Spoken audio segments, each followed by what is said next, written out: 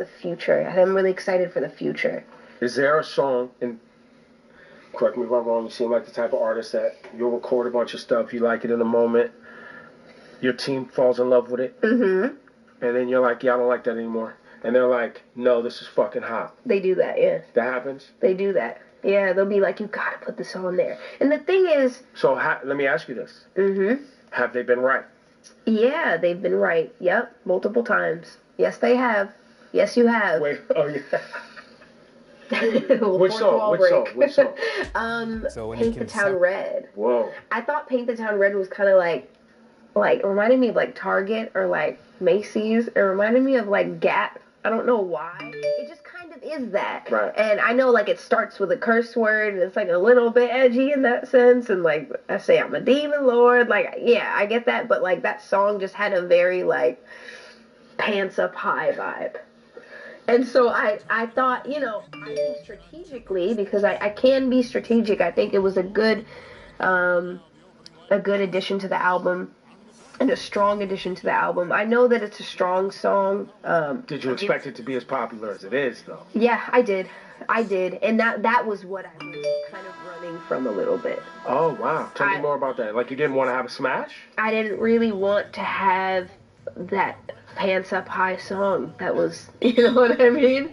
Like the goofy kind of like palatable. I wanted to make a little bit of a darker, slower album, but I don't think this was the time for that. I think keeping it on the album was a smart move. Because I want to slowly trickle into sort of moodier vibes and like your future project. Creatively, yeah. Like I'm not gonna be doing that forever. So I mean, you've done an R&B album, you've done,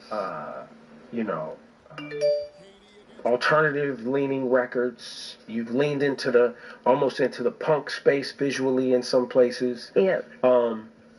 Leaning into the hip hop space, like you're really touching on a lot of amazing sounds and showing how diverse you could be creatively and musically. And who is the Doja we're watching develop? Like, where's that going next? Yeah, I think anything I've done in the past, I'm very self-critical. Anything I've done in the past that's the way... Damn, they match up well against us. I just not realized that, bro. Naming all the things that I've done, it sounds great. Like, having a punk kind of, like...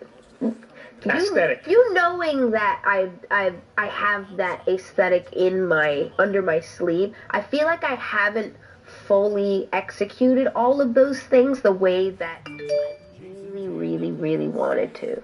I think that some of it can come off pretentious at times, and I think with pop music, that's kind of the point in pop sometimes, is to kind of be like, what's a good word for it? Like, put on a face and put on like a... Show off. You can write a love song that's a pop song and you don't even have to have a boyfriend. Right. You can lie, which I've done. And so I've just written generalized love songs. And I feel like, just as far as like sound as well, like, I'd love to do a real punk moment, but it's like with live instruments. I have like a bank of beats that I'm, I get sent fucking amazing beats constantly. But like, I'd love to work with a band. I'd love to work with a band. I feel like I'd be so happy working with a band. And just kind of starting from there in an organic way. But then, so all of that, and then when I listen to the melodies and the vocals on the album, and now do you do all of your own vocal arrangements and recordings and pick your parts, and you do all of that? Yeah. Where is that, I guess, training, learning, talent? Who honed that? When did that get honed in your life? I love to make sounds, and it sort of channels into my sessions in that way. Like a lot of my ad-libs when I rap, like the little like the little like and like shit like that. Like I love doing that. I love to like push my voice and change your voice. Yeah, and I'm not a competitive singer. I'm not like a Beyonce or like I didn't go to church and sing and stuff like that. I wish I did. But I try to get there. I'm slowly trying to learn how to do these certain things, but yeah, I mean, I like to build harmonies, and it's never anything too crazy. But did you learn did you go to music school? I went to a performing. Yeah. So yes, I was. I auditioned for one of my middle schools was an art school, and I did have voice lessons when I was like maybe 8 years old or 7, and like for like a couple weeks. I never really. But you weren't like. Yeah, I was never like fully in anything. But the people that I was surrounded by were like jazz people. Like I always had like singers, musicians, and all kinds of people around me. Just like family friends? Yeah, like my mom. So we moved to a commune when I was like 6 or something like that, and it was an ashram, and the Swami on the ashram was Alice Coltrane. And I didn't realize how cool that was because I was little and I didn't know anything about anything. My mom was helping with John Coltrane events and stuff like that. She would help make banners, and she designed, so she was doing sort of all the fabric stuff that was going on in there. And that's probably where you get the visual aspect of your creativity from mom, right? Yeah, definitely, and my grandma too. But yeah, there was just a lot of jazz around me. A lot of jazz, a lot of creativity. Yeah, and so I think as a teen, naturally, I wanted to break off from that, and so in my teens, I was making pop music. I was making. I still loved rap, and rap was in me. But I was like, I need to do like sexy music and like, sexy pop music and stuff like that, just to break off from the kind of spiritual world that I was really, really deep into. Got it. So but now it makes sense because there's a lot of your backgrounds obviously very melodic. All the music is always very melodic. The arrangements are there's a smoothness that you kind of put that's always across a lot of the records. It's very smooth, and I think that probably comes from the jazz influence. Yeah. So now, at this point in your career, how do you reflect on those influences musically? Like, where does that take? Is that kind of what charts the path forward? Well, yeah. So, I mean, more recently, I've wanted to connect with that more than ever. And I really want to, I just want to work with different artists that know music in a different way. Yeah, I want to collaborate with musicians and not so much vocalists, if that makes any sense. More bands. Piano players, bass players, and drummers, and horn players. Yeah, I feel like that's my calling, and I didn't know that until very, very recently. I just feel like that's the way to go, and after this project, like I'm taking off. So taking off, like we're not going to see you, or taking off in a different direction? I'm taking off in a completely different direction. Okay. And I think that's going to be... No, not him, bro. I have a very positive outlook on that. Well, while we have you in this direction, let's celebrate some of this music. So, what were you trying to tell us in that first video for attention? What are we supposed to receive? It's kind of like a high. It's like a hi hater. Right. Bye hater. No, it's me showing myself in a different light, in the sense of like I'm not painted pink, and I'm not playing a character that's not based in reality. Like, that was me. So that was the most raw image that I could display of myself. And the people who were, looking at first and then not looking, like, what was that artistically? What do you mean? Like the people walking past you? Yeah. Well, so visually, I really just wanted something kind of toned down. I just didn't want to do something that was like surreal and crazy. And it didn't really mean that much to me. I think the people walking down the street was just more for like the movement and the ambiance and the feeling and the vibe.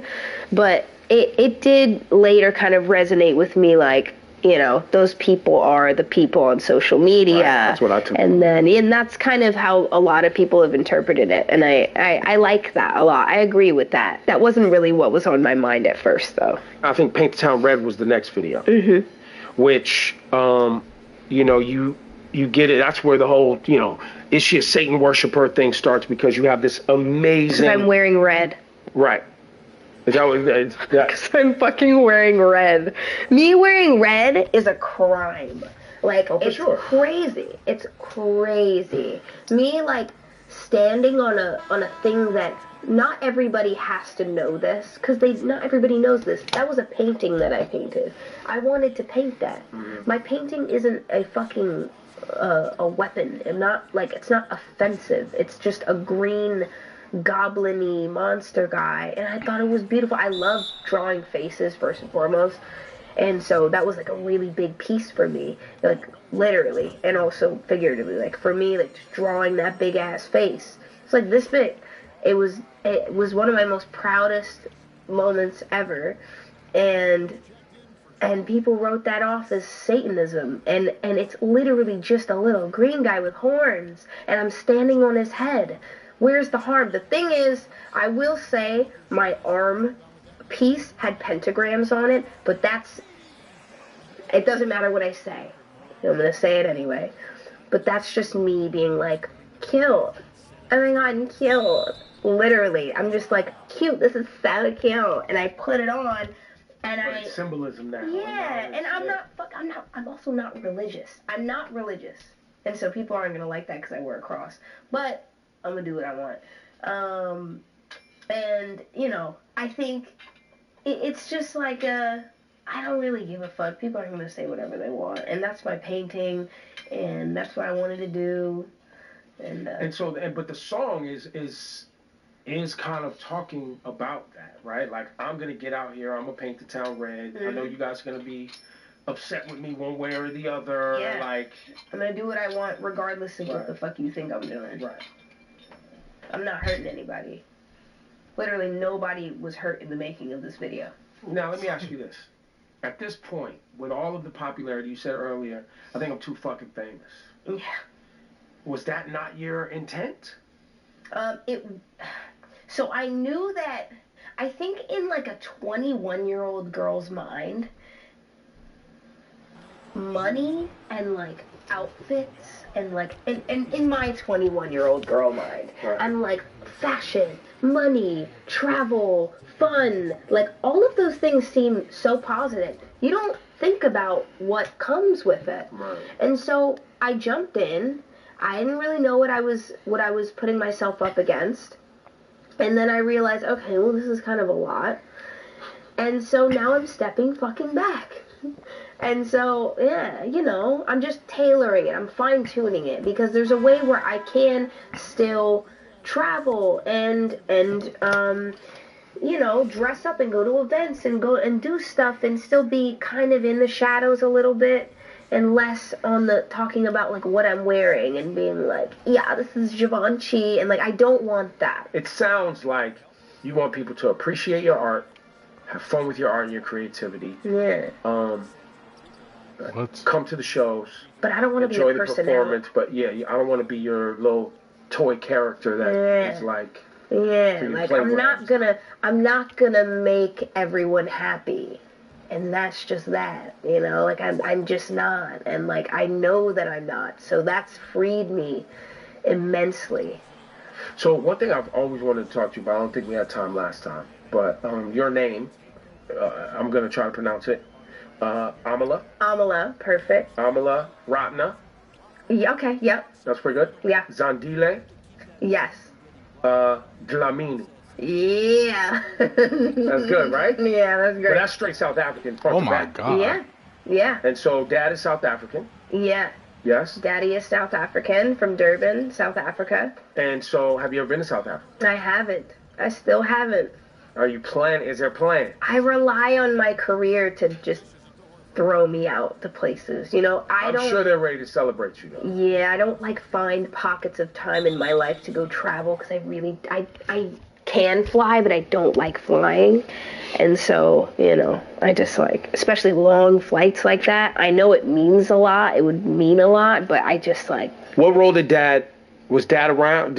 No, never met my dad, no. Really? So I saw a video of you talking to Whoopi Goldberg, I think at The View, Yeah. Mm-hmm. about, what was the movie, Serafina, with your dad was in Serafina. Yeah, he was acting in that and dancing. Really? And singing, I think. So there's obviously through genetics, you got some of that sauce. My dad is so good at dancing. He's a goated dancer. It's unbelievable. There's this one video that my mom showed me, and she still hasn't sent it to me, but there's one of him performing on Broadway, I believe, and his whole upper body was still, but his feet rolling.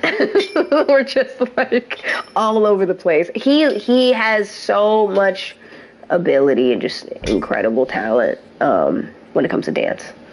So, yeah. But one day you'll be in South Africa, and I'm sure you're gonna try to learn a little bit more. Yeah, maybe. Yeah. Are you exposed to any of the amazing music coming out of South Africa at all? Yes, a little bit, not really. I know in like when I'm rehearsing, my dancers are, you know, trained in that, and my very close dancer friend, Arden, she's incredible, and she's been over there and learned a lot. How is the experience? The last tour you had planned, I believe, got cut short because you had to have vocal surgery. Yeah. Which was 2021 too. Yeah. Like that? Yeah.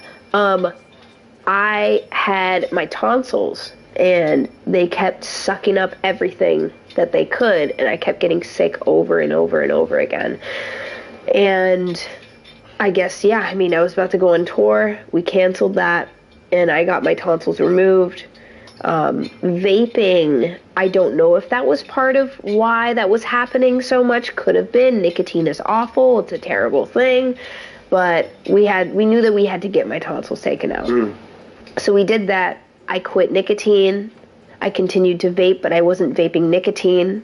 I was just vaping the zeros.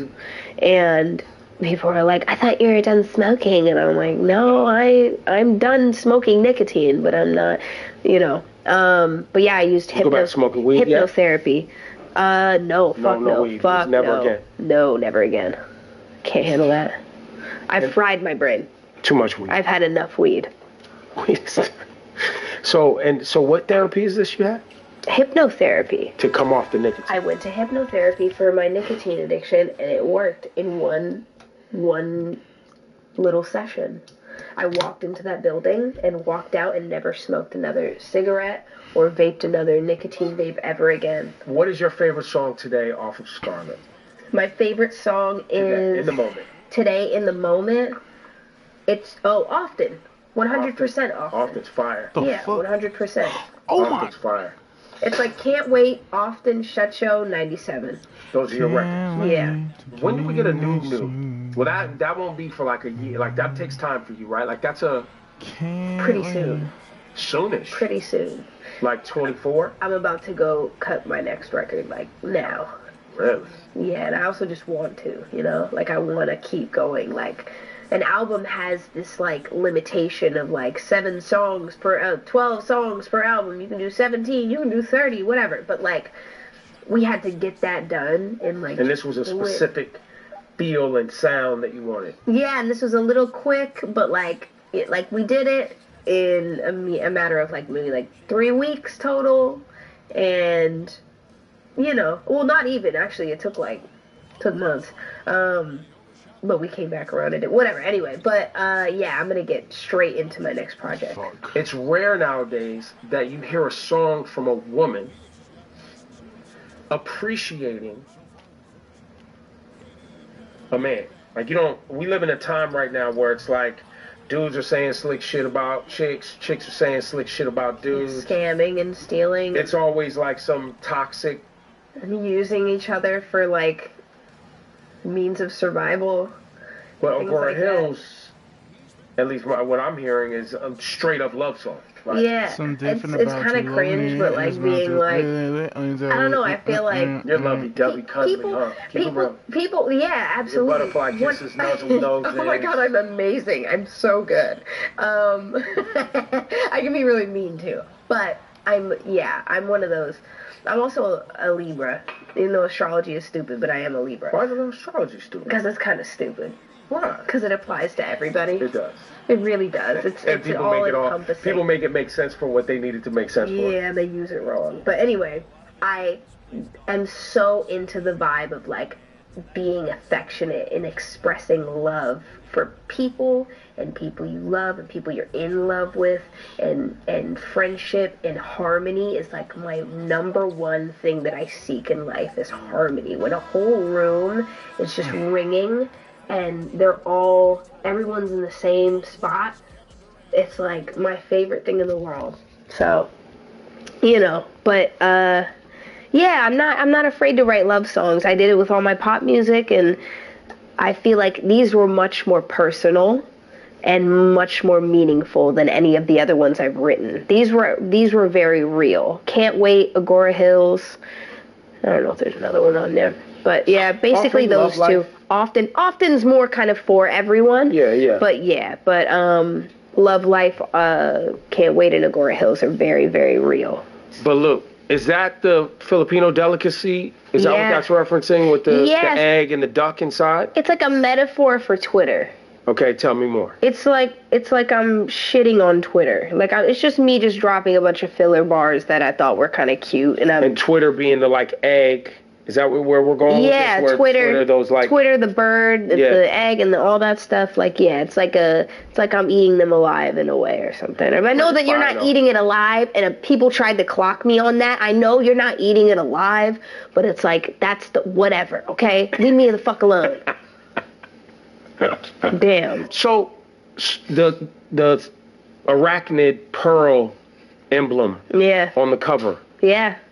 What is that? Spiders. So I have a really bad fear of spiders. Okay. And this whole album is supposed to represent a transition and a kind of conquering of fear, which is like, I was never really touching on these sort of jazz moments in my life. I wasn't really incorporating these sort of jam session sort of jazz moments, and also things even psychologically that I'm talking about on the album. Like I never would have talked about that years ago. Like I was too afraid to do those things, and so the spider's supposed to represent me sort of coming face to face with my fears and taking them and taking control of it. Yeah, taking control of them. That's why I got this spider's my first tattoo. I got that spider on my arm.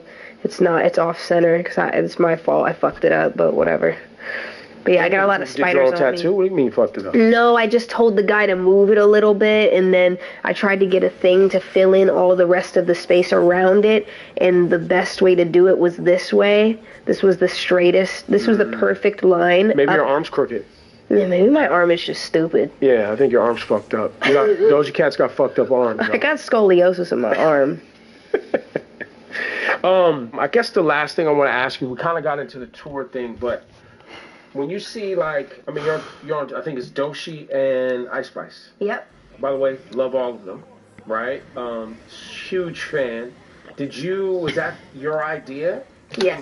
This is your tour, so I'm assuming you were like, these ladies are dope, I want them with me. Yeah. But have we seen an all-ladies tour like this in hip-hop? I don't know because I don't pay that much attention to the touring side of things and what artists do in real life. I'm more of just like a listen to their music thing if I love it and call it a day. Were you purposefully trying to be like, yo, I want ladies with me? I thought it would be cute to have like the girls. We just do a thing with.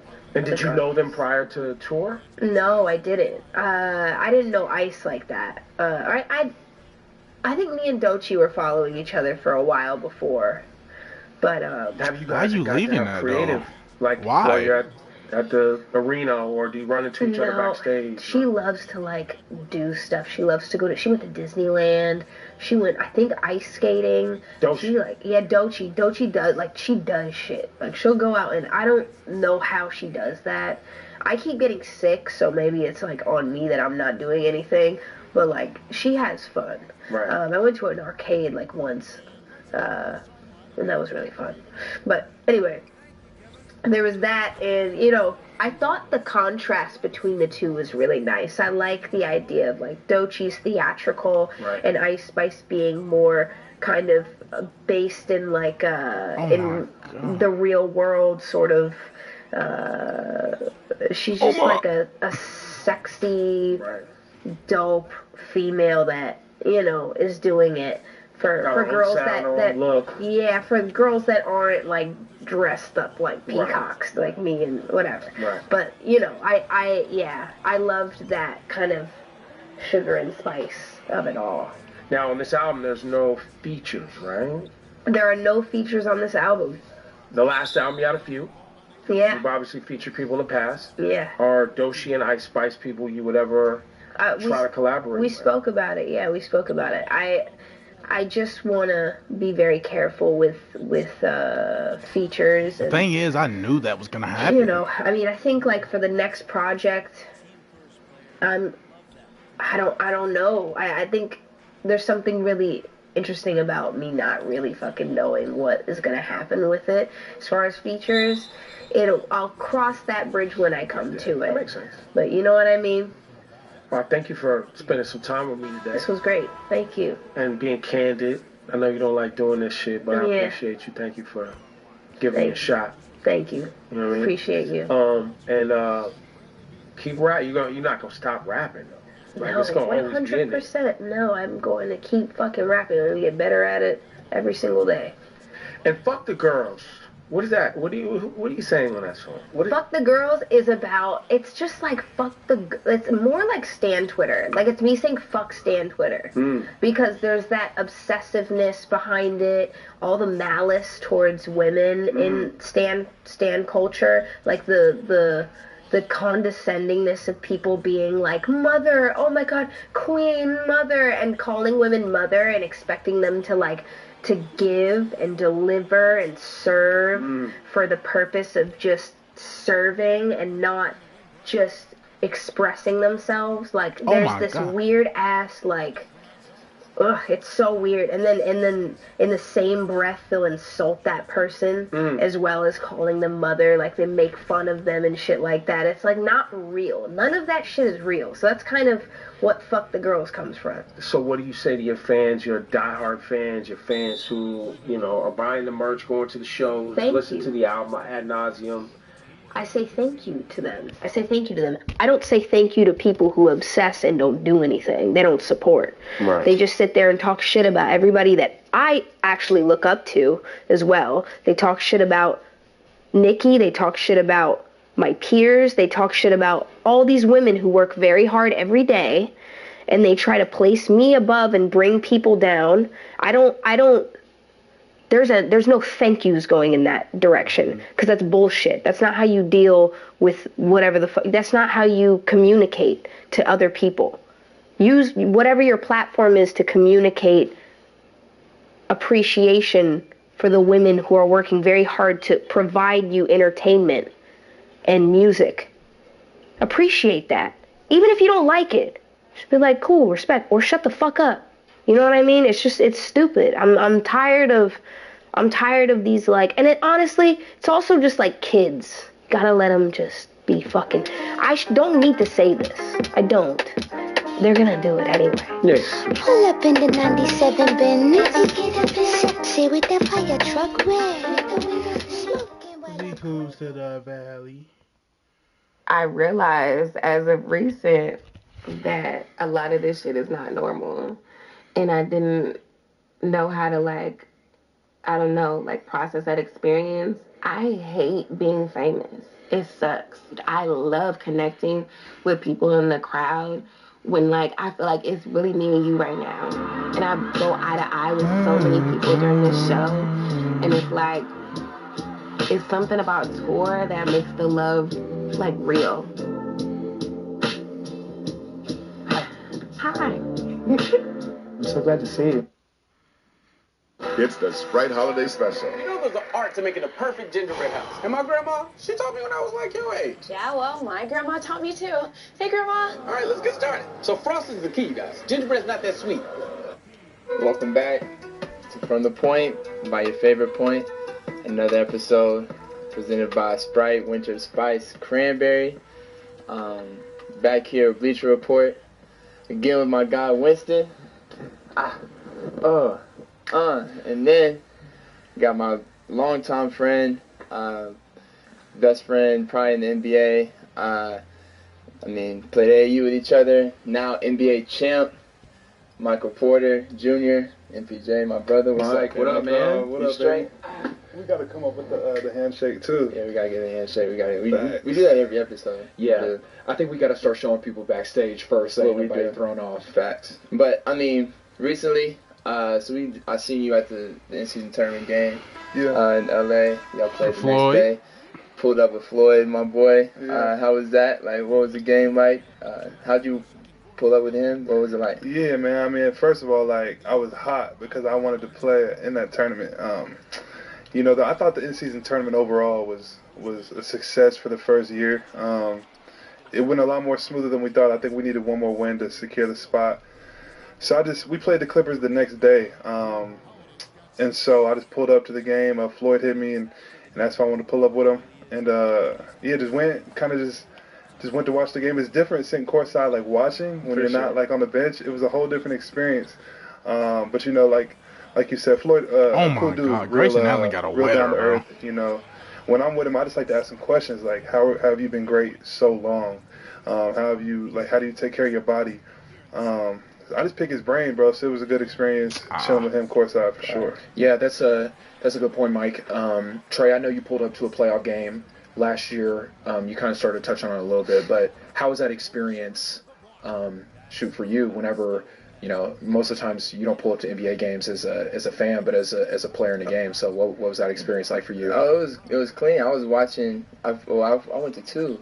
I went and watched Steph play. Oh yeah, you did go to two. Steph play LeBron, and then I went and saw him play LeBron. I'll just be in LA in the summertime, so that's just the time. Oh yeah. Just out there, just you get to just train. But it was just a fortunate time. I got to watch him. The last time I went and saw when the Warriors played the Rockets in the Western Conference Finals after our rookie year, and it was like it's different. Like you said, it's different watching it and being in it. Like you see things that you could have done that would have been different, and then it looks sometimes more physical from just watching the game. Don't it? Like just That's watching the game, it looks way more physical than when you're in it. And I'm like, that's a weird thing Like, too. yo, these dudes are super fast. Like because I think when you're about to play and you're even on the bench, you're already ready to play. You're ready to get out there, so you're already like in the mode of playing. When you're just over there chilling in your street clothes, you're like, yo, these dudes are moving fast. Like Fast, it's man. crazy.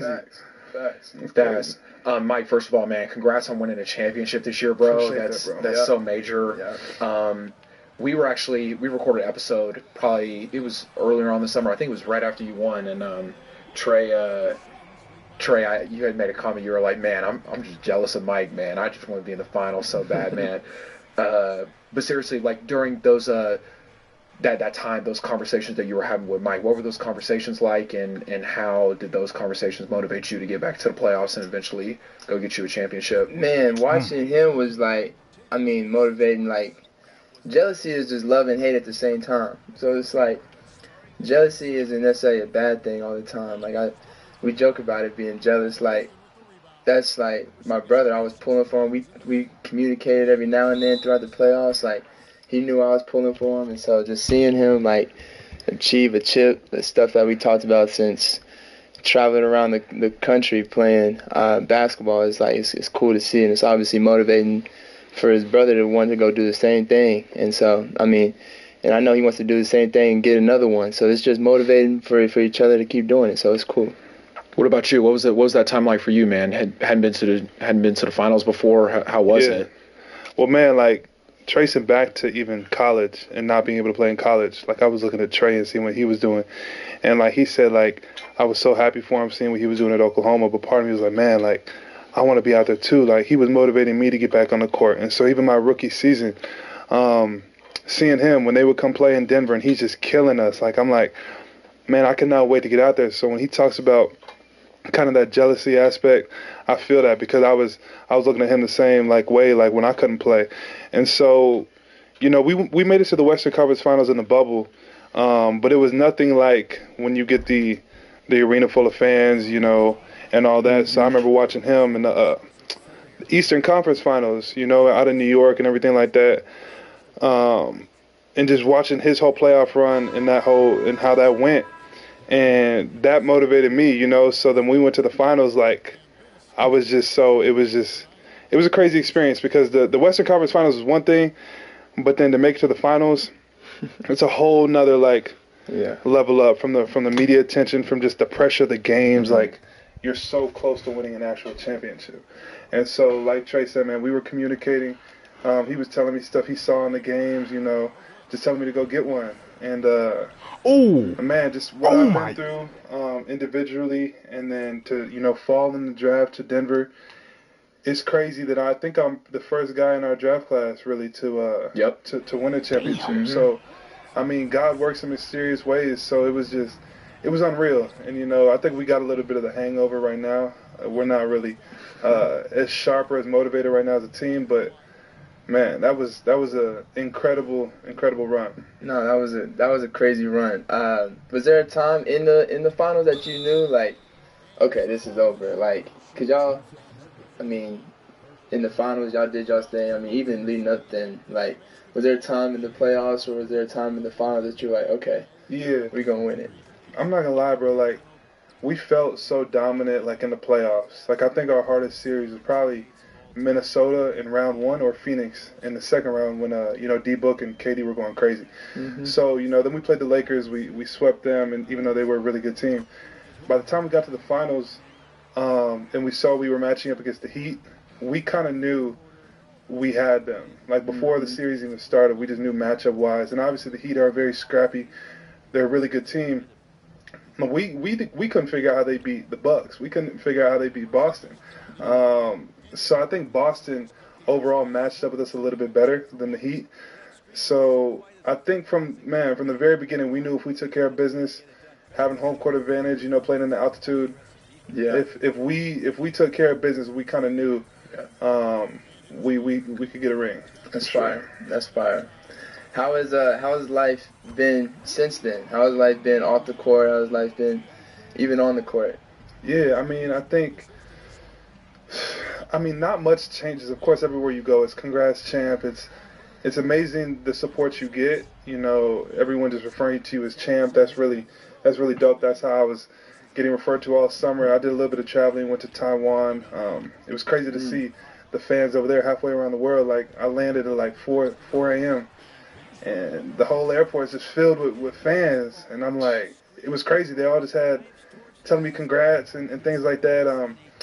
The only other place I really got to travel was to the Bahamas for your wedding, just because the off season was so short because we won the championship. So that was the only downside I would say, is the off season was so short. But overall, man, like, life has been good. I think once you get there, and we've always been winners, you know, like back to high school, we've always been winning championships. You know, we won with Team USA, we won with MoCan. So I'm used to winning. So, I mean, the NBA championship is different, but it's really just the same. We're winners. We're addicted to winning. So it's not like you can let your foot off the gas. I was right back in LA trying to get better, you know, this summer, playing with you some. And that's really what it is. I mean, you just, until you put your shoes up, put the ball up, you just continue to try to get better. And we're trying to do it again this year. So, so this can kind of be a question for the both of you. What feeling lingers the most? Winning or getting knocked out? I know my answer right off the bat. I mean, it's losing. Like, I have like PTSD and like trauma from that SUNS series when they swept us. I think it was the year before, and they swept us. I think Jamal was hurt. I got hurt like the first game, and we got swept. And it was just like, so to get them back last year, It was good, but man, when you lose, especially like in an embarrassing manner, that sticks with you for sure. No, for sure. I think, man, I used to be like that. Like, it's crazy. Like, I used to be like that. Like, I used to hold on to my losses way more.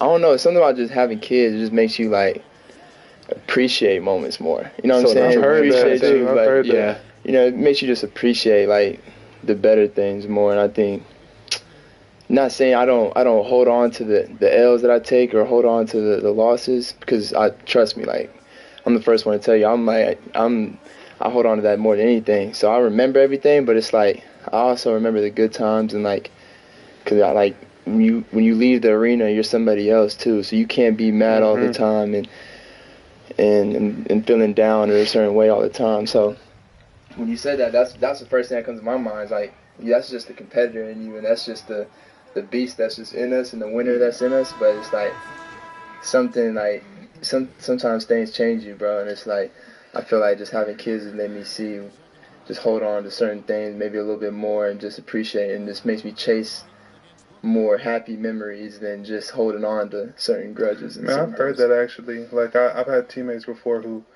have kids, and the way they handle their losses or whatever is so much different than the guys that don't. Like, we're stuck in the locker room, we're probably pouting, we're reflecting on the game. Man, they're hitting the showers, whatever, it's time to go home and be a dad, and even if you lose, you got your family to go back to cheer you up. So I feel that for sure. No, it's a totally different feeling, bro. Yeah, y'all talk about cherishing on to those amazing things.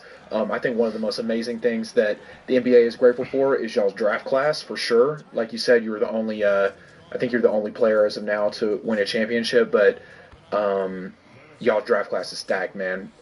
We've took, obviously Trey and I were close during his draft process, but what was your draft process like? I'm sure it was pretty different from a lot of other guys that were going through that year. Walk us through kind of what your draft process was like and how you just kind of stay ready and prepared for what was eventually where you're at now. Yeah, man. Honestly, how I just got in that motherfucker, was, bro. Depressing because I was wanting to work out, I was wanting to travel and work out with teams, but I wasn't right yet. Dating back to college.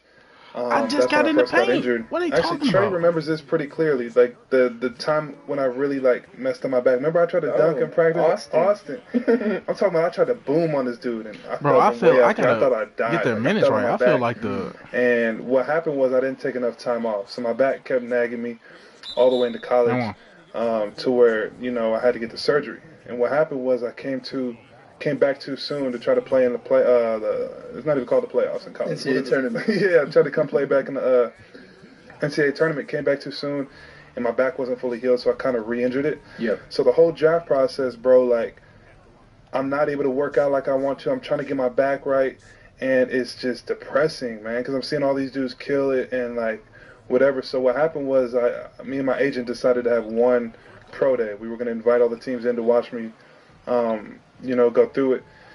So I hadn't really been working out a whole lot, but I took some anti-inflammatories, and I'm like, okay, I'm gonna go show them what I can do.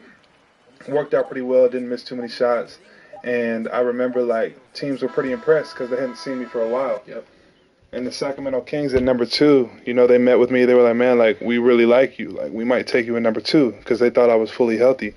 So my agent hit me and was like, we're going to do one more pro day in front of the top 10 teams because there's a chance you might go number 1. Like, they all thought you looked healthy, and that was the biggest question mark. So I'm hyped, but at the same time, my back is still bothering me. So I remember the day before that second pro day, I couldn't get out of bed. Like, my back spasmed up that bad that I couldn't get out of bed. And I called my agent. I'm like, bro, like, I don't even think I can go work out. Like, all these teams flew in and everything. So I'm like scared because this is my whole future ahead of me. You know what I mean? And so we decided to let all the team doctors look at me. So instead of the pro day, I go to the gym, I'm laying on the table, and all these doctors are just analyzing me, and I know I'm not right. It's just like, it's a traumatizing moment. Like, I know I'm not right, but there's nothing I can do about it. And so I'm trying to fake it like I'm not in pain on the table, trying to fake like I'm all right. Meanwhile, I'm hurting. So the Clippers doctor was the one who, and I don't really hold a grudge, but I know who it was. the Clippers doctor is the one that wrote up the report. Once they all analyzed me, it was like he'll probably never play again. Like that's how bad my back was.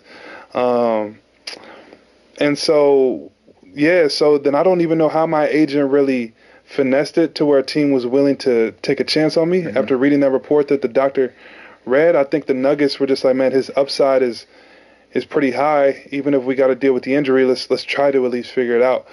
So, man, we go to New York for the draft. I see name after name go by, dudes that I think I'm better than. And I'm sitting there in pain. I'm watching all these dudes get drafted. And then get drafted to Denver, man. And, like, at the time, it was not how I viewed the NBA draft going for me. I always, since high school, viewed going up there, 1, 2, 3. And so that was tough to go 14. It was like a hit to my ego, hit to my pride. But even then, I'm like, man, I don't even know if I could hoop. So fly to Denver. You know how that goes after you get drafted. And they do their whole analyzing. And, I don't really even talk about this story a lot, but I really didn't know if I was going to hoop again. But they got me right, took the year off, first year, and started playing my second year. And it's been a journey since then, a lot to go through. But looking back, especially after the championship, those are the times you reflect. You're like, man, God's fingerprints were somewhere in this story. You know what I mean? Mm-hmm. That's an amazing testimony, bro. Thank you for sharing that. Man. That's awesome. Yeah, I mean, shoot, you really went through everything in your draft process. And honestly, we've talked about this too, but how important that draft process is to mold you for your future, no matter what the circumstances are. It could be a humbling moment. It could be something like that. So I'm so happy that it worked out for the both of y'all, man. It's crazy too. I mean, this is just off the rip. Like, he just talent alone. Mike should have been top 3 draft in our class. I remember. It's not even a debate. Like, the reason he failed at 14 is because people had questions. And people don't understand. Like, really. That's why he got paid the way he did. Like, people know the talent he has. Like, and him being a third option just brought them a chip. Yeah. Like, he can really bring more. It's just, dude. It's just about situation. It's about being like people believing in you. So it's really cool, like to hear how it all, really worked out for you in the long run. To be honest with you. No, fact, you too. Because I remember watching you in the summer league. And, like, you were struggling at first, but I remember I put a little video on Snapchat, I think. I was like, bro, stop talking crazy about Trey, because you know how people are, they see, it's recency bias. So, they saw the summer league, they're like, man, he might struggle in the league. I'm like, no, watch. Like, he's going to kill. And then I think you were, second year in the league, you were an all-star starter. Like, one of the best point guards in the league, led the league in points and assists. Like, I feel like you, out of anyone in our draft class, are severely underrated. Like, you're one of the best players in the NBA, and you're right, it is about situation. Like, you've been lucky enough. I remember even back to, and I know I'm just talking right now, but, like, I remember back in high school, you text me, you like, bro, where should I go to college? Like, you think I should go to Kentucky or Oklahoma? I'm like, nah, Trey, go to a team that's going to let you be you and go dominate. And then you went to Oklahoma and did your thing, and it's been the same thing in the league. With the Hawks, you got an organization that believed in you, and you've been killing ever since, bro. So it's been fun to watch. Well, I appreciate it. Did y'all ever talk about teaming up in college? Did we? What? Yeah, we were going to. You had me thinking. Why not? You had me putting Washington on my final list. Y'all were about to go to Washington together? No, he was never going to come to Washington. I decommitted from Washington. Like, I got him to at least put Washington in his top 10 maybe, but like I remember I decommitted from Washington, and I was like, Trey, should I go to Missouri? Should I come to Oklahoma? He kept saying Oklahoma, but I was trying. They hired my dad at Mizzou, so I had to go back home. Yeah, you made the right decision. But let's go, since we're talking about AAU, let's go to it. I know it's a lot of debate always. I'm in the locker room always debating our team. Like, do you ever get in heated conversations about AAU, like with teammates? Where do you rank us? Do you ever have conversations? I do. Because, like, Aaron played on a really good team, Oakland Soldiers. Yeah. Who else played? There's a few guys, but we got a lot of young dudes. Maybe showing. So I think, they're showing the highlights. Yeah, nah. I always tell them, nah, that's the best AAU team ever. And the only reason I say that is because, bro, in the Peach Jam, which is the highest, like, place of basketball, biggest tournament ever, we were smacking teams by 30 every game. Like, we didn't win the championship by 10 points. We won by 30. You know what I mean? And then besides me and you, we had probably the best basketball coach I've ever really like been played under. You know, Coach P was amazing. And then you got all the role players, Jonte. You got Jared Ritter. We had your brother Jonte, like you said. We were cold, bro. Elijah, Cartier Gordon. This is where you Brian Trimble. Brian Trimble. Because I know you wasn't throwing lobs to me in high school. So yeah, I mean, I had to save my lob throwing for this. I was a serious lob threat back in the day. I was about to say that's what I'm saying. Much more of a lob threat than I could have been. The world, I mean, my age, our age.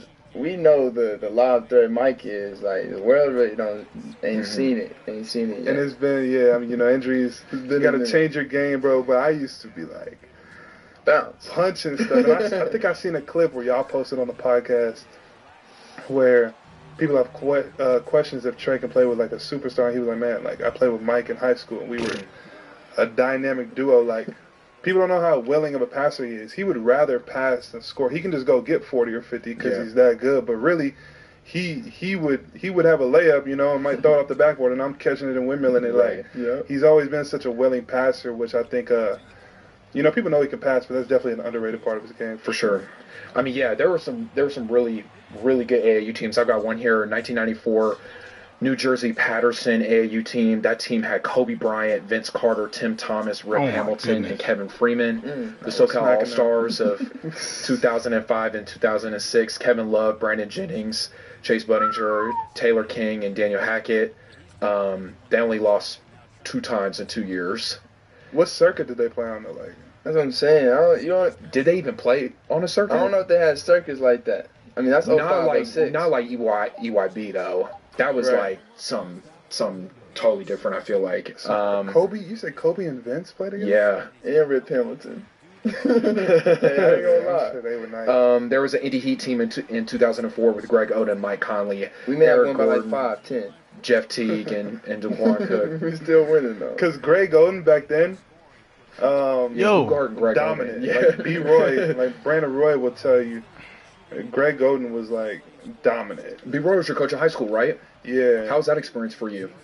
Man, B. Roy, like, he let us rock. You know, besides Mocan, you know, my high school team, Nathan Hill, we went to Seattle. I moved to Seattle, and it was the worst team in the little league there. You know, we went there. B. Roy decided to be the coach, and we went undefeated, #1 team in the country. Beat teams like Sierra Canyon, you know, Oak Hill. Remember, y'all were nice. No, we was nice. And B. Roy was a big part of that. He's one of those dudes. I don't think he really played for like a player's coach like that, like a dude who used to play in the league, or like. Yeah. But they give you a whole different type of confidence. Like B. Roy was like, Mike, nah, if you're hot and you come past half court and you feel good, Hezzy somebody from half court. Like, he was really telling me that. So that's why I was killing so much in Nathan Hill, was because of B. Roy. That's fire. Who was on that Mocan squad? Who was one of the most underrated guys on your team? That I think Jared Ritter, I'm gonna say. Jared Ritter had a strap, man. His role was to shoot. What? Wait, and then we had that backup PG that backed you up. Elijah would have some timely buckets too. He would have some timely. He had some timely buckets, man. Elijah Landry from Tulsa. Yeah, from Tulsa. Oh yeah. Man, we had a squad. Like, for sure. Everybody went D1. Yeah. Like high major. Only one, the lowest was probably Army. Guy named Connor went to Army. Connor. Mike. My fault, Connor. Light skin. That's just crazy, bro.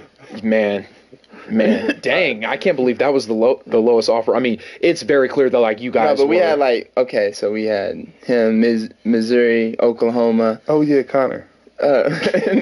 SMU. Jared Witter went to Xavier. I mean, we had. Yeah, and then like Jonte's in the league right now. Cartier could have went to the league. I don't know really what his situation is. Yeah. Brian was dumb athletic. Florida State. That's what I'm saying. We had a squad. But what do you think about today? So now you got an AAU team. I got one. What do you think about like today's AAU? Like, do you think it's different? Like, well, first of all, I have my opinions on it, but what do you think about it? Well, first of all, what happened when our AAU teams played each other? Bro, we smacked them boys. But I think we don't even. That's uncalled for, bro. Nah, he got a squad though. I think we played him back the next year, and his team got better and beat ours. But I think how has it changed? I don't know. I mean, my team isn't on the circuit, but it's really just good. I know you feel this way too. Is like being able to give back to these kids, really, For sure. and just like from areas where we're from and bring kids together. My team is in the middle of Columbia, Missouri, so you got the St. Louis, the Brad Beal team over here. You got Mocan and KC, so it's hard to get good kids, but even just giving back, bro, is the main thing I like about having a team. It's hard to compete getting kids with it's when tough. you competing with them. I had to deal with that same problem, man. But aren't y'all like one of the best teams y'all are one of the best teams? One of the best teams in Adidas. In Adidas, I mean, we about to have our first pro. You know, Jacoby Walter plays for Baylor. I've heard the name. He's a player. About to be a top player. He's about to be my first draft pick. So. And then doesn't your little brother play on the team too? Yeah, no? He's on like the 13U team. So that's fire. So it's cool, like you said, just to give back and just have kids, bro. Like be able to give back and hopefully have kids make it to the league is cool. No, I agree. So people, if I'm not mistaken, Mike, in high school you went to Steph Curry's camp, and you won MVP at that camp. Man, what was that like for you? I remember seeing highlights because my invite got lost in the mail or something. I didn't get that invite, but I don't know the thing. But what was that experience like for you? And man, just getting to learn from somebody like that, who I'm sure at the time and probably still is like, one of the players you look up to. Oh yeah. I think that year Steph was like unanimous MVP. So, I mean, I was super hyped when I got the invite.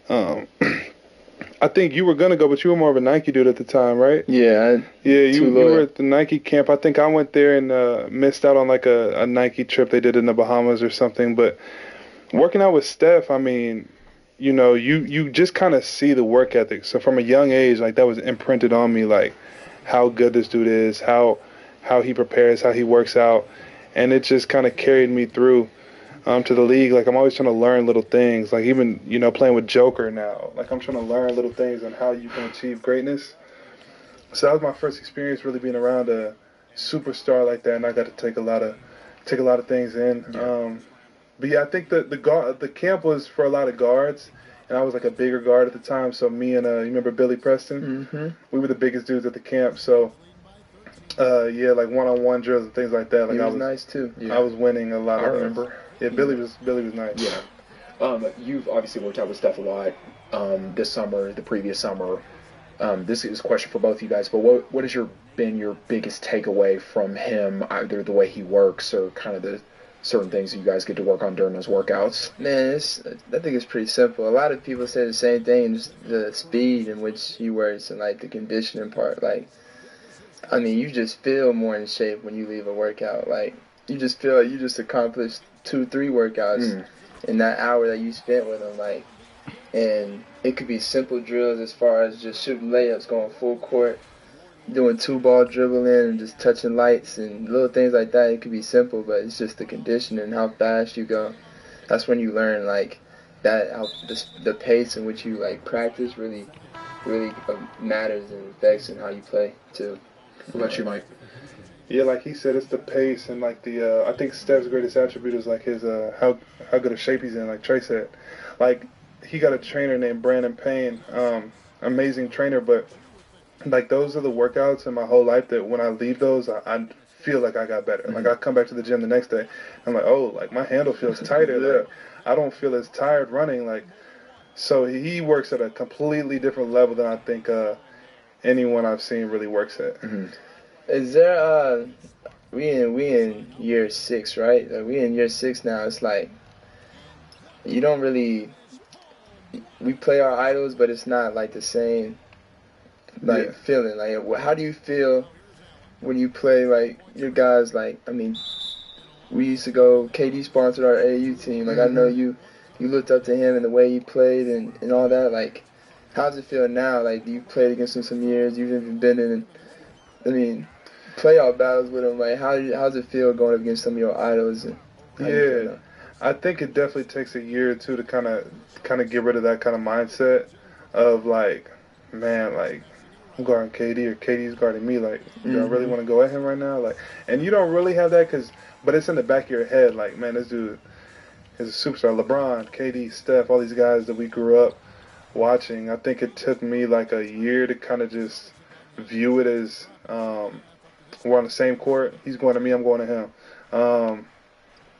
But I mean, you still admire their game. Like, even though I'm trying to go at these dudes or whatever, you still admire their greatness. You still respect them. There's certain guys you don't talk trash to. Yeah. And you just respect what they've done in the league. So there's a ton of guys like that for sure. So, you know, y'all talk about y'all idols. Y'all talk about matchups too. Somebody's checking the ball up right now, 1-on-1. Who's winning between y'all two? Yeah. 1-on-1, 2-11. 2-11. You better ask him. We played. Who get ball Since first? y'all have been pros. Yeah, it gets sick for him. All right, we ain't played since we've been pros. No, we've only played at Mocan, like in Mocan, and that wasn't fair though. Whoever get ball first might win. Why wasn't it fair though? Why? Because there was no rest. One. Oh, when Mike, we played Mike once, fouling? he got, bro. He be fouling. You be fouling?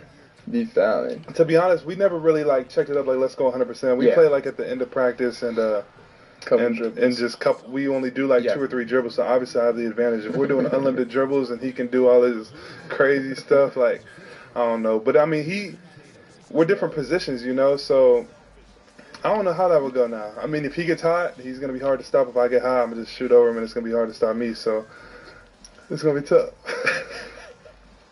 That's fair. He's saying the humble route. If there's no cameras in here, he's saying he beat me, and I'm letting him know I'm beating him. Facts. I mean, it would be back in high school. Like, I think I was, at the time, the #1 ranked player, and he was, you know, there was a lot of guards, mid-20s, but he always would tell me, Mike, I want you to know, like, I'm the #1 player in the country. You're the #2 player in the country. So, off camera, we definitely got a little competition going on. But of course. It'd be all right game. It's all healthy. It may go. If we went 7 games, it may be 3-4. For sure. My way. Mike, I know you taking a little bit of a pivot here, but we obviously got started this summer with From the Point. I know you got your own show, Curious Mike, man. Mm-hmm.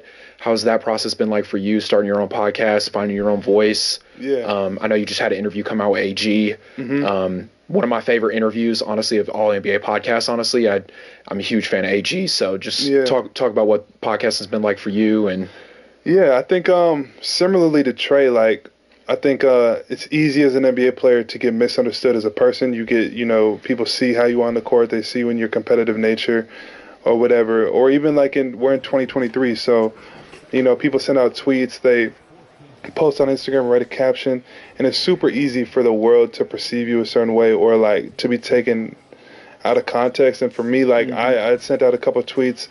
It's about certain situations in the world that I wanted to speak on or whatever. And you know, right now in the world we live in, if you don't go along with like the social norm, like you get killed for it on social media. So for me, the podcast was just a place where I can talk openly about situations I want to, and I can like kind of show who I am as a person, but really just openly talk. And I named it Curious Mike, so it's like a humble way of saying I don't know everything, but I still want to talk about certain things, and I don't need people taking me out of context or taking one tweet I said and blowing it up. So for me, it's been good. I just get to have people on there. Trey's been on there, and we got to talk about, you know, a lot of stuff.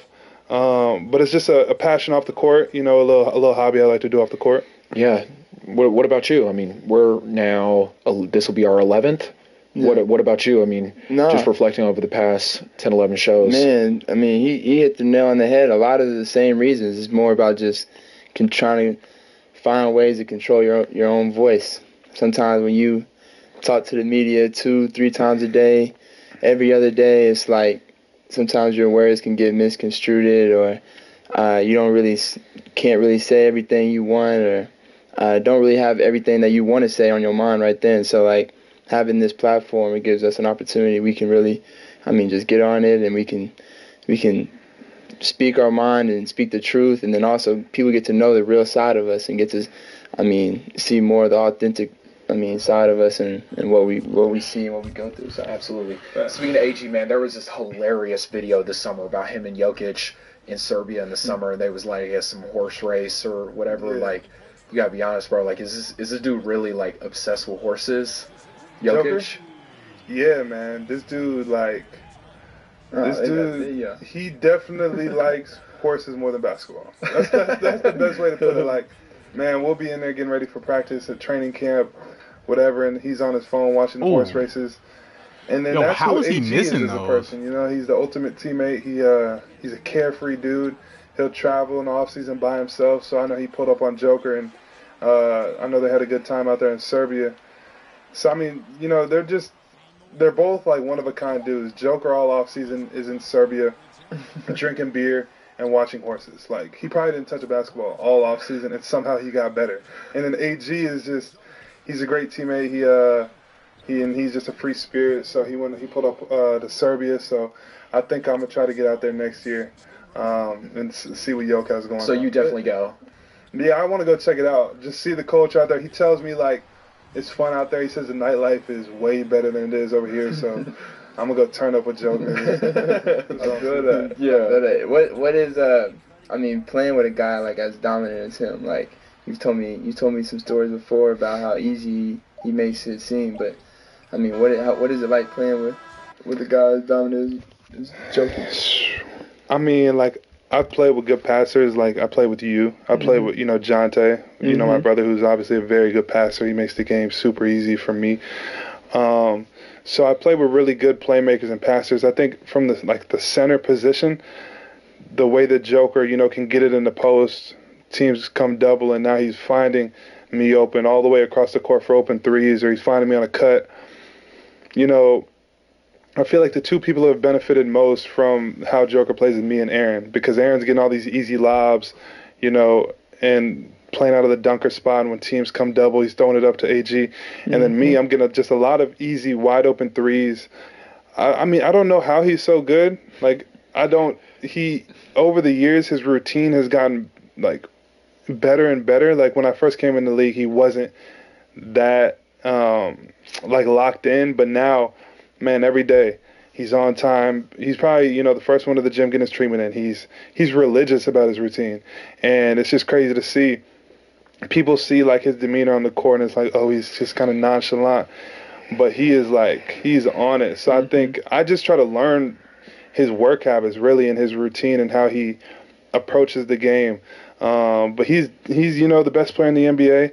And, man, he probably could win MVP the next 4 or 5 years the way he plays. Like, it's crazy. He puts up triple doubles every night, easy. It's crazy. I know you had said at one point that at first you were surprised that Joe was starting over Mason Plumlee. Yeah. At what point were you like, never mind? Like, you know what? Yeah, like, bro. he is actually very much him. Because, like, the Nuggets were the last team I thought I was going to get drafted to. Like, I barely knew the Denver Nuggets were an NBA team. Like, so I get drafted there, and they're telling me, like, they got this big dude who's really good. But you know how it is in college, like, we pay attention to the NBA now, but we really were paying more attention to college. So I didn't really know how good Joker was, but people around the organization kept telling me how good he was. We get out to training camp, and, Mason's a pretty athletic big, so he was just, catching lobs, dunking, running the floor, and Joker's just wobbling around, like, not really caring, nonchalant, and he's not really killing in training camp. But they're like, no, just wait till you see when he actually wants to. He could score 40 a game if he wants to. I was like, man, there's no way. And then we get to the season, and he's going crazy. Like, one game he'll have 20 rebounds. The next game he'll have 15 assists. The next game he'll have 30. The next game after that he'll have all those combined. Like, and I'm like, bro, what's going on? And then the craziest part about him is every year he's gotten better. Like, he was the MVP, then he got better and became the back-to-back MVP. And he's better, like, today than he was then. So it's just like, I don't know how to describe the dude, to be honest. Minus him, is he the best passer in the world? It's different. Like, he's, I think there's a few passers that amaze me when we play. I think Trey, because I've always said, like, because of his size and the way he's looking people off and throwing the lob and getting it over the arms of longer defenders, it's really crazy to me. And then, I think Joker, I think Luka, the way, like, Luka will look off a defense and then dime somebody. And now Tyrese. Like, I'd say, like, I don't know if I'm missing anybody, but to me, those are the 4 dudes that, like, kind of amaze me with their passing. Yeah. What you think? No, I mean, I think he said the ones that come to my mind. I mean, Luka be passing that shit. Like, I feel like if I was 6'8", like, Luka is who I'd be like, man, you know what I'm saying? Like, as far as scoring, as far as passing, like, we do the same, like, look off, and, like, if there's look off to the corner, swinging it from one side of the court to the other corner. I just don't get how he does it being your size, though. It's just like I gotta get. That's why I have to use my speed to get through gaps and I gotta get to more creases. But that's why I get some deflected, and some turnovers that way too. Because I'm also always trying to find people, but sometimes it gets deflected that way. Yeah. But What's been the favorite pass that you've ever Dude, caught he just don't from see him, nobody, bro. going all the way back to high school? Man, there's so many. We connected on so many lobs, like. Man. Man. But my favorite one, I think it had to have been Peach Jam Championship. He knows, like, he also knows his players, so he knew, like, I'd have a big game if we wanted to win. We played a stacked team, Mo Bamba, Quade, Brandon Randolph, I think they had a few other really good players. Yeah, Hassan. Hassan, the lefty, he was nice. Yep. But I missed my first shot. Cole Anthony was on that team. Cole Anthony. And so I missed my first shot. And I think we either got an offensive rebound or we went down and got a stop, and then we got the ball again. But Trey, dribbles the gap and just finds me for a quick dunk. I think I dunked on like Mo. I didn't like Mo jumped past me and I dunked it. That was the first points of the game. But he just knew, like, okay, now Mike is probably rolling. He's feeling good. And just to know your players and know your personnel, like, I think that was a big one just because that was the Peach Jam Championship. I don't know if you remember. I remember that play. I just remember, like, it's hard to remember one play because we made so many. Like, if you look back at our highlights, it's like we made so many plays, and then even in tournaments that it wasn't EYBL. It was just in Kansas City. Like, we had so many moments. I'm just thinking of time throwing it between my legs back and letting him run, and we're in a small little gym just full of Kansas people, and people just going crazy. Like, we had so many moments, and like just. That was a fun time. I got to learn how to, like, I can be a really good player and still play with somebody really good too, and like we can do some really good things. So you guys have so much history on the court, off the court. Kind of reflecting on that, what's one thing that you guys were grateful for getting to team up with each other, have that experience in high school? I remember just from my own personal experience with Trey. Obviously, I didn't meet you until recently, but man, this dude would rave about you all the time, bro. I'd be like, dude, this dude Mike is like one of the coolest people I know. So I know there's a lot of history and a lot of admiration there between the two of you guys. But what's like one thing that you guys have been grateful for each other throughout this process? Yeah, well, I remember first meeting Trey at the Nike 100 camp. I think it was in St. Louis. And like we both were kind of late bloomers, so we're both like kind of like not as grown as the other dudes in our class. They got mustaches, beards. And I remember seeing just this scrawny kid who was a really good point guard. But then, like, I was playing on MoCam the year before he came, and, we did all right, but, like, we weren't that good, and so we needed to go get a point guard. And then a guy named Matt Souther, who's kind of like the GM in NBA terms of MoCam, he's like, man, we found this dude, he's coming to practice, whatever. His name is Trey Young. And I had heard the name, but I couldn't put a face to the name. Then he walked in the gym the next day. I remember him. Then we got on the court, and, like, he had gotten so much better. But, like, he took our team to a whole, like, another level. Like, I don't even think we made Peach Jam the year before he came. And then he came, and we both were young. We were playing up, so we were playing guys like De'Aaron Fox, Jason Tatum. But we made Peach Jam that year, and we were competing. And then the next year, we won it. But that's what I remember is just I finally got a point guard who we had the chemistry off the court. We was going to, our coach's crib and spending the night when we had the 3 days in Kansas City. And we just grew a bond. Like, we were trying to sneak out the crib together, we just, young dudes. And then grew that relationship after that. No, that's facts. Everything you said was facts. I mean, the thing I remember most is just, like, obviously the road trips. Like, me and him were together for so long. One time, we ended up just fighting. Just had to fight it out. Like, he was tackling me on the bed, like we was in a hotel room, like it was like we had spent so many weeks and weekends with each other, from USA to Peach Jam to all the camps and everything. We was in the same room and we had just gotten so tired of each other. Little things was just making us so mad, and I just remember those times, and so like that's why we brothers to this day, and so it's really cool. Man, that's awesome, man. But that's hilarious. But before we wrap, there's a clip that's been going around. Did Luka emulate your shot, man, overnight? I don't know if he was trying to emulate my shot, But it looked like it though. I seen that. Oh, he may have. Because he like jumped up and shot it. Yeah, I saw that. I think a couple of my teammates sent it to me. And then I seen the comments. They was like, if you emulate Michael Porter's game, like he ain't gonna get no assist no more.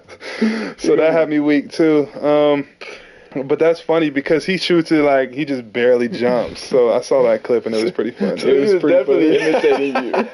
Nah, but there's a few dudes that shoot like that. In the league, like doesn't maybe Cam Bertans? Maybe Bertans. Bertans jumps like Cam Thomas jumps on his jumper. Yeah. But you gotta think you the best. Like, yeah, I'm the OG dude. That I jump on my jumper and to get it off. Yeah. Sure. That was a funny clip. That was hilarious, though. I was like, I can't wait. I know we're sitting down with MPJ soon, so we gotta ask him about that. No, for sure. Well, appreciate my brother coming again on the show. It's been another episode of From the Point by your favorite point. Catch us on Bleacher. Yes, sir. Bleacher Report y'all. all season long. Till next time. My guys. Peace. Appreciate y'all boys, man. Yes, y'all have some good questions. Thanks, bro.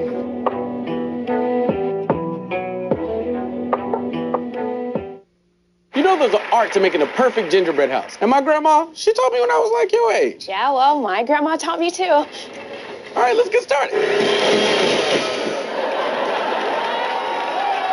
You're welcome. What kind of grandmama you got?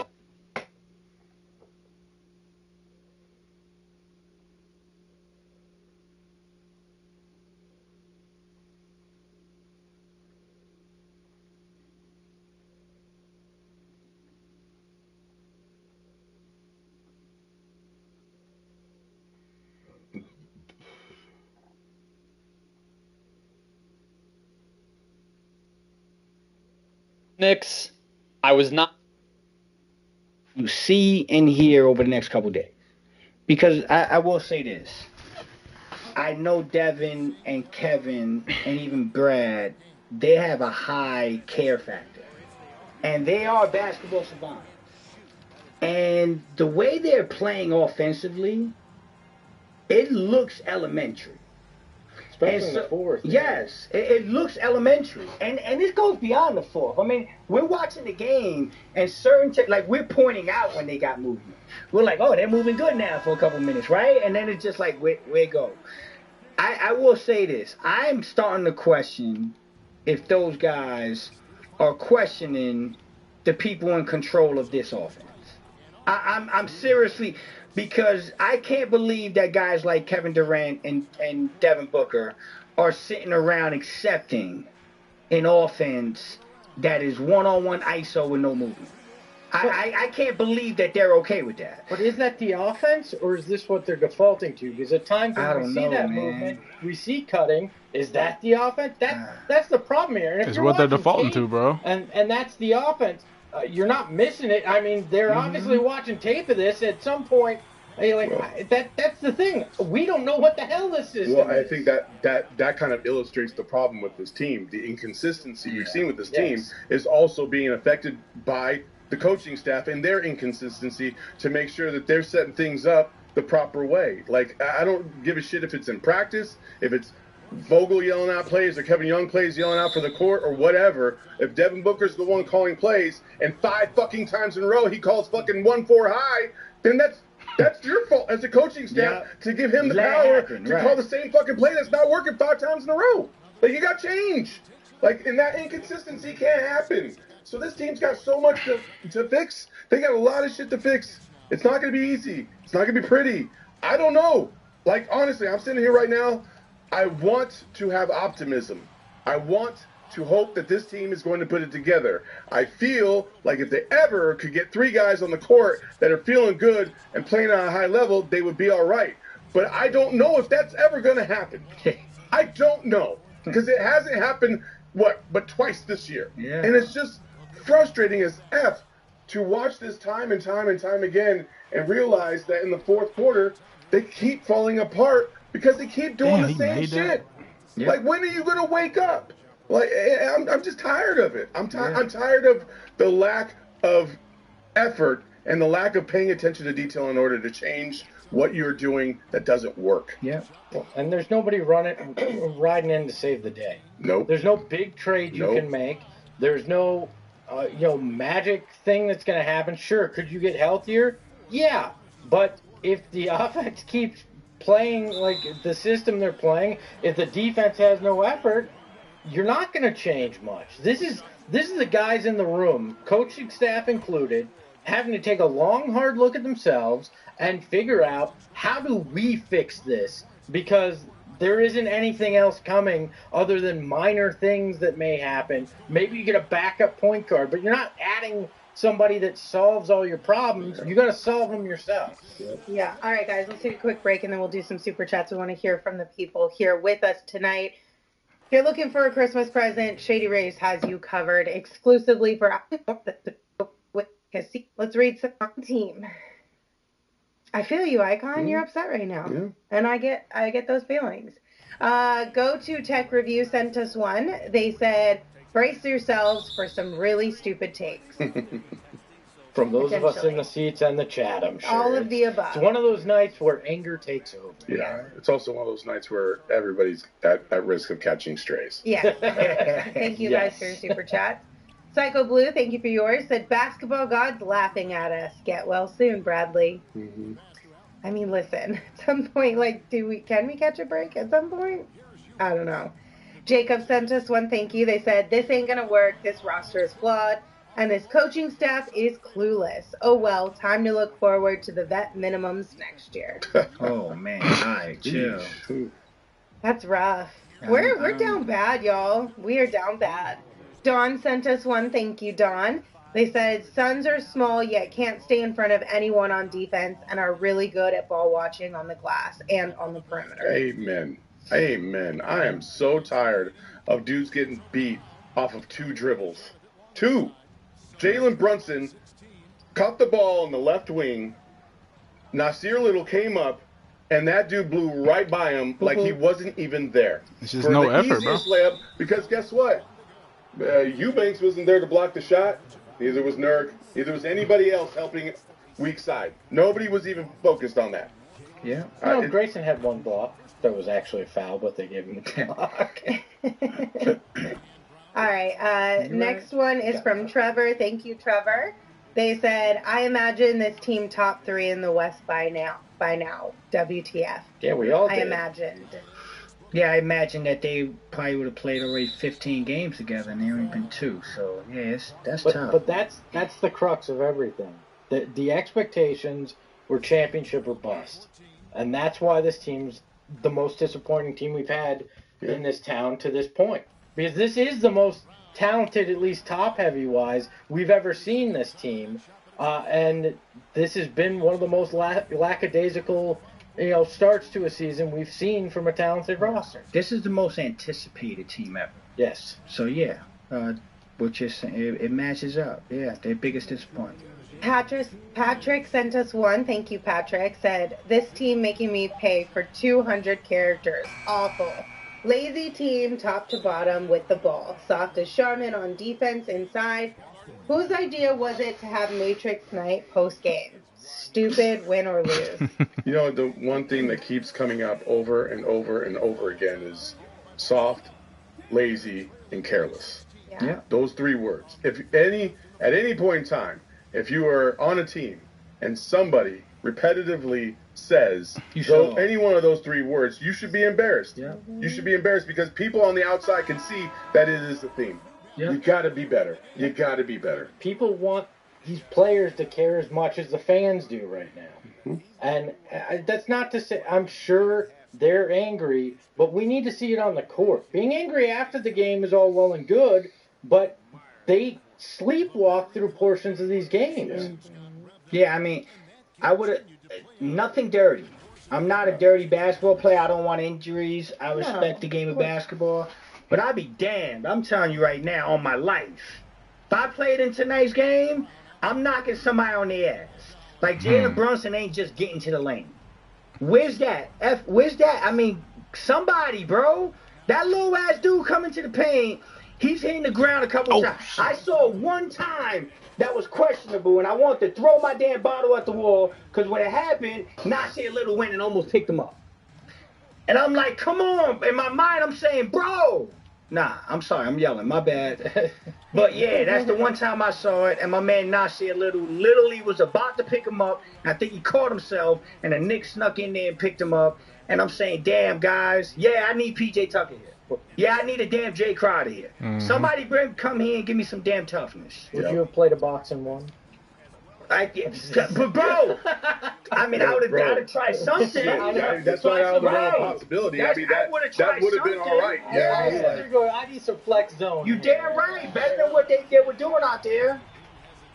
This one came from the anonymous Buddha. Thank you so much for your super chat. They said, we have the second toughest schedule left. Yeah. We should set expectations because this is going to get ugly. There's something off with the coaching and the player and the plays. The turnovers and the fourth quarter BS is not a coincidence. Fire whoever, fix this. See, and that's a really good point with the second toughest schedule left because we were lucky that we had the schedule we had dealing with the injuries we did early on in the season. But now it's go time. Yeah. Like, it's sink or swim. I like it. You gotta, you either...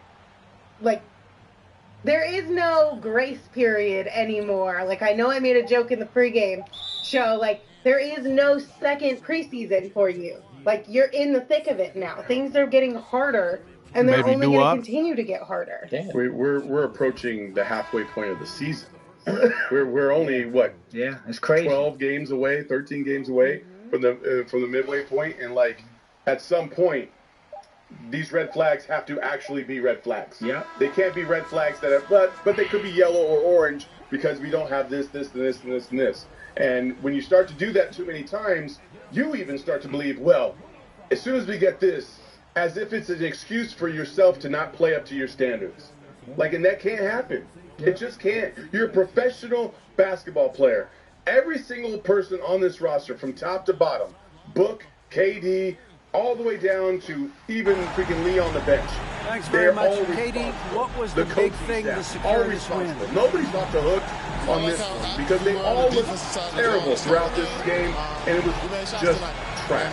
At some point, the runway's getting shorter, and at some point, it's just going to skid right off. You earned it, man. Thanks very much. Back to you guys. Grave danger of at best getting in that play-in. And at worst, having one of the worst seasons in NBA history based on anticipation here. Yeah. It's time to wake up. And I think you're right. I think something this weekend's going to shake out. We're going to hear of some kind of meeting or something's going to go on because this is wake-up call time. Now, I like that they had the second toughest schedule. I absolutely fucking like it. You know why? You can't go hide in the corner and be soft. It's about to get real. So look your asses in the mirror. Check your ego at the door and get it together. Because you know what I like to say, right? If it walks like a duck and it quacks like a duck, don't call it a damn dinosaur. It's a damn duck. And that was a big-ass duck tonight. And so now it's time to get busy. I like it. Let's go. All right, last one for now. Alfredo sent us one. Thank you. They said, hustle and toughness is not a skill. It's a mentality, and the Suns lack this right now. Yep. 100%. In spades. Yep. Paging PJ Tucker. And if it's a mentality, it means you can figure it out and you can make some changes. I will say this. He has said that a couple times. And the more and more I think about it, I know a lot of fans would love to see PJ Tucker because of what he meant to this franchise before. And what he ended up being also on other teams, right? I 1,000,000% think, just from a mentality standpoint, PJ Tucker on this roster would help out immensely. Yeah. Because he's not going to let anybody just half-ass something. Like, he will get call him out, everybody's shit. Book included. Book included. Yeah. Like, he don't give a fuck. And that's what Book wants, bro. I mean, everybody's saying, oh, we can't make trades, we can't do this, we were half sure that's what Book would If there was love. ever a move that we can make, it would be PJ Tucker. Down right there. And you know what? I love that you said that, Saul, because people are talking about what PJ can't do now at this time in his career. Can he still hit the three? What he can do is the most important thing we need. The one thing he can do is bring that mentality and that dog and require everybody to be the same damn way, or you're gonna have a problem with PJ in the locker room. That's a fact. That dude's a dog.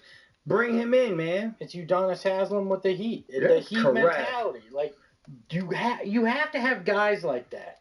I mean, in some ways, James Jones was a guy like that with LeBron, right? Didn't play a lot, but was a guy that was a culture guy, right? Yeah. You need those guys in here that are going to set that mentality. Whether it's PJ or another guy like that, you got to get one in here to help with it. Y'all are getting lost in the sauce in the chat. You guys are all talking about PJ Tucker is washed and all this stuff. Come on, guys. I don't give a shit if PJ Tucker plays a single second for the Suns. We're just talking about having that mentality, having somebody as a player that's going to get up in your shit and hold you accountable for what you're doing on the defensive end, especially the defensive end. Correct. Somebody in the chat said, PJ Tucker ain't making KD or Book do anything. You know what both those guys have? Respect for PJ Tucker. Because PJ Tucker was there Book's rookie season. He was on Texas with KD and an older guy there. They have respect for a guy like that, and sometimes you need a guy that's not willing to tell you everything smells great that you're doing, and just say, hey, this is some bullshit, and you guys need to get your heads out of your asses. Yes, this guy, hell damn guy in the chat gets it, all caps. Please come yell at us, PJ. Yes. Exactly. My man in the chat said about Udonis Haslem, like, laugh out loud. Like, do y'all? I mean, I don't know what he means by that. The boy back. But this is the guy. He's that back. got in Jimmy Butler's face. Yes. He's back. Last year, and basically said, "Bro, do your job, or I'ma step to you." Yeah, this is not. He's back. Like that matters, man. What are we talking about? Wow. All right, guys. Let's real quick. Hold on, I want to correct it. Katie and PJ didn't play at Texas. They both went to Texas, and PJ helped recruit Katie to go to Texas. That's what it is. Yes. Let's take a look at the numbers from this one real quick. Presented by Desert Financial Credit Union, Arizona's #1 credit union named by Forbes. Oh, what's in the box? I wish it was Gwyneth Paltrow's head, because that's at least not as brutal as this is. 139-102. December 2012. For the Suns, they shot 39. What do you mean December 2012? From three. Guess what? The Knicks shot 58.6%. Damn near 60% from three. The Knicks shot 7% better from the field too. 59.8% to the 52.2% for the Suns. Points in the paint. Hey, guess what? The Suns actually won a category. They had 60. The Knicks had 56. Rebounds much closer than you would have assumed. Knicks won 38-33. But look, if you don't guard the 3-point shot well, you're going to get your ass kicked. And that's what happened to the Suns tonight. I mean, almost more than a third of them came from Nurk himself with 12. Yeah, those rebounds. And most of those were in the first half. First half. Because we were counting him down. I think he had like 8 in the first quarter. So in the second half, he didn't really do much either. You know what I mean? And then the thing that bothers me the most about the Knicks' shooting percentage is a lot of those shots were absolutely wide open. And last time I checked, Jalen Brunson's good. Yes, I say Zach Randolph every fucking time. Julius Randle is good, but they're not KD and Booker, right? That's what we've been told. And the biggest denominator was you saw the Knicks moving the ball, getting each other wide open shots. There's a big difference there. Mm-hmm. There's a big difference there. Yeah, 100%, man. Knicks. Did I maximize? Yeah, I did. Team basketball. No, I actually didn't. They moved the ball. They had movement. And like I said, the best play on the court tonight was in a Knicks uniform. And that's frustrating when you got potentially 2 of the top 10 players in the world. And, it's somebody go down, man. Yeah, it'll be, well, I don't know. We'll be here for the ride, too. So stick around, guys. We'll have a podcast to talk all about it. But just a reminder, Desert Financial Credit Union has been Arizona's largest, most trusted local credit union for more than 84 years. And right now they want to hook you up when you open a free checking account online, upping those to 500 older. Guys, you're winner. I don't believe in bad luck. I just apparently suck at scratching. I tell you what, while you doing that, there's some people in. We're going to be all over these. Her son on the court for injury. And then freaking Draymond's not even on the court because he can't even stay on Okay, trouble. that's all right. It took y'all 2.5 seconds to jump me off that bullshit. Did you get hit in the head like Dirk the other night? Bro, yeah. This one pissed me off. I'm all irrational now. So did we win anything? No, we did not. Dang, what a terrible night for Suns fans Come around on, here. bro. All right, well, let's take a look at what the Big Three did tonight in our Triple Money, also presented by Arizona Lottery. Again, don't forget to get out and buy your holiday scratchers. Hopefully you are luckier than we are. You spend thousands of hours on the road. Fill hundreds of horses under the hood. But every race, lap, and victory you get starts at zero. New NOS, zero sugar. Zero sugar. 100% NOS, get after it. So the Big Three. I mean, at least they all started this game. That was one positive. So Devin finished with 28 points, 2 rebounds, and 9 assists. I'm grasping for straws. You got it. Kevin Durant finished with 29 points, 3 rebounds, and 6 assists. And Bradley Beal finished with 6.0 rebounds and 1 assist. Obviously, Bradley Beal's stat line looks rough because he only played 5 minutes. Yeah. That's a bummer. Tough as hell. And if you just look at box scores, you're like, these guys play great. Like, if you're just looking at box scores. But if you watch the game, no, they didn't. This is tough. It's tough. Yeah. And I don't know. Talk to me, Lance. I don't know what to even say at this point. Get spicy, Lance. Talk to me. I don't want to be spicy anymore. I was spicy at the beginning of the show. Now I'm just sad. Yeah. I'm just disappointed. I'm not having fun, and I don't like it. And it's not fair to all of us. If KD wants to change the narrative about his career, do something here. What if the Book fuck? wants to prove that he's a superstar and he deserves the respect of the league and the national media, do something here. I give a fuck Now about is no the damn time narrative. for these guys to step up and change narratives, to prove that, okay, this was a rough start, but that doesn't define what this season's going to be. And, if Especially Bradley not Beal that can one. stay healthy and he can come out, he needs to prove all these doubters wrong as well. You were brought in here to be the driving force behind this team, to bring this city something that it's never had the opportunity to have, that they've never accomplished. You were brought here with those hopes. It's on you guys to go out there and do it and prove people wrong. And if you can't, guess what? The national media was right. All these fans that have been chirping were right. Charles Barkley's right that you're not a bus driver. Every media person that won't give Book, the respect that he thinks he deserves, they're proven right. Go out there and do something because your legacy and our hopes of a title are on the line. Yeah. That is, bro, let's fucking go. And also, our well joy. said. Does that not mean anything to No, you guys? our joy doesn't. It should. It should. Because at the end of the day, you need us. I promise that. If we all saw, how boring was it? Or not? There were good moments. I won't say that. But you remember when there were like no fans in that building? I remember. It wasn't as enjoyable as a fan. No. You know what I mean? It's more fun when you get to have like big moments with one another and people start trickling off. Yeah. When you don't get any fulfillment or joy out of the team that you support so much. Because how could you just like